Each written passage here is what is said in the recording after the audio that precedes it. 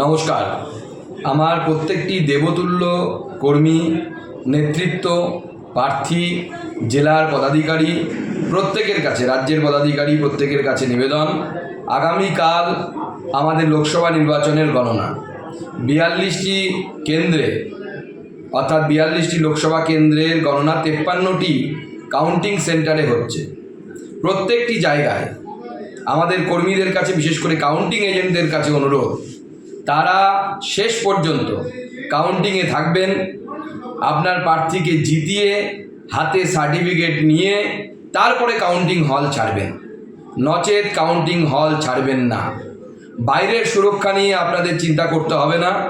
বাইরের সুরক্ষার ব্যবস্থা রাজ্য নেতৃত্ব এবং কেন্দ্রীয় নেতৃত্ব দেখবেন। আমাদের কেন্দ্রের সকল নেতারা, মাননীয় প্রধানমন্ত্রী থেকে শুরু করে মাননীয় গৃহমন্ত্রী থেকে শুরু করে প্রত্যেকে বাংলার প্রতি নজর রাখছেন। আপনারা নিশ্চিন্তে গণনা করুন, শেষ পর্যন্ত লড়াই করুন, আর তৃণমূল কংগ্রেসকে হারিয়ে তারপর নিজের গণনা কেন্দ্র ছাড়ুন।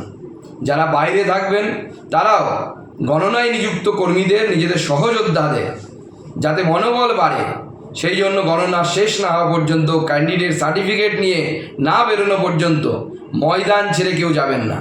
মনে রাখবেন, ভোট মানে যুদ্ধ।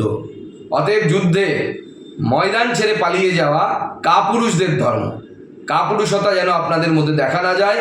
শেষ পর্যন্ত লড়াই করবেন। আমরা সকলে কাঁধে কাঁধ মিলিয়ে লড়াই করব।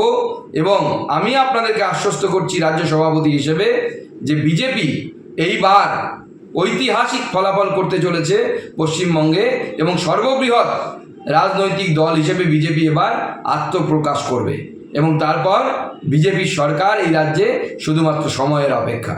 সবাইকে নমস্কার, সবাইকে অগ্রিম গৈরিক অভিনন্দন।